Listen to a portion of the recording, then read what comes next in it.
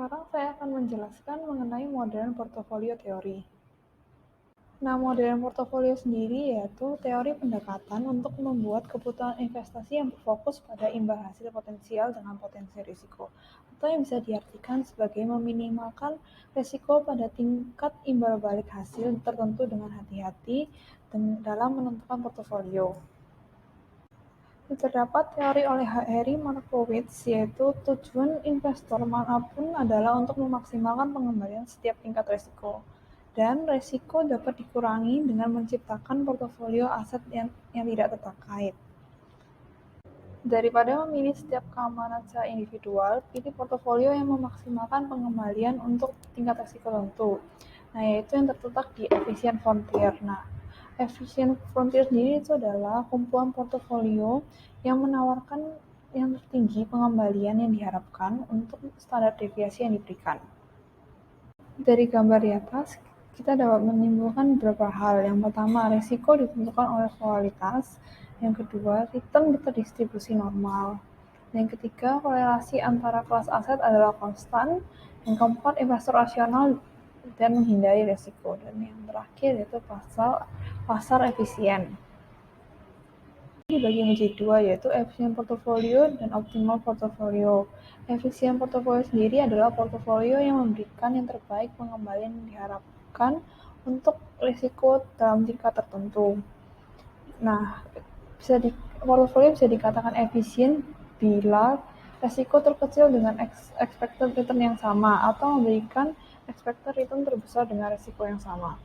Optimal portofolio sendiri adalah portofolio efisien yang paling disukai oleh investor karena risiko atau imbalnya karakteristiknya mendekati investor fungsi utilitas. Nah, portofolio yang memaksimalkan investor preferensi sehubungan dengan pengembalian dan risiko. Portofolio bisa dikatakan optimal bila memiliki kombinasi expected return dan risiko yang terbaik. Berikut adalah langkah untuk mencari portofolio optimal. Kita harus menggambarkan garis capital allocation line yang akan bersinggungan dengan minimum standard deviation set. Nah, garis kali ini dimulai dari titik return bebas risiko, sehingga kita harus menentukan berapa return aset bebas risikonya. Nah, aset bebas risiko ini merupakan aset yang tingkat returnnya di masa depan yang sudah dipastikan pada saat ini. Nah, salah satu contoh aset bebas risiko adalah obligasi jangka pendek yang diterbitkan pemerintah. Nah, untuk langkah kedua, kita harus mencari proporsi masing-masing aset pada portofolio optimal.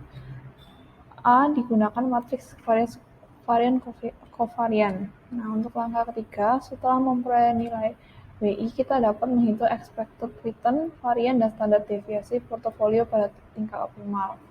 Langkah keempat, kita harus mencari persamaan garis kal, dan langkah kelima, berdasarkan persamaan garis kal ini, buatlah berbagai kombinasi nilai X dan Y. Dan langkah terakhir, gambarkan garis kal yang bersinggungan dengan kurva minimum standard deviation set. Minimal standard deviation set sendiri adalah hubungan expected return portofolio dengan standar deviasinya yang digambarkan oleh suatu kurva. Nah, pada kurva tersebut terletak titik kombinasi resiko dan return portofolio yang terdiri dari aset-aset beresiko termasuk saham. Nah, kombinasi tersebut dari saham-saham dalam portofolio tersebut memberikan resiko terkecil di antara kombinasi saham-saham lainnya. Nah, garis yang menghubungkan antara return bebas risiko dan return portofolio optimal disebut capital allocation line. Sekian dan terima kasih.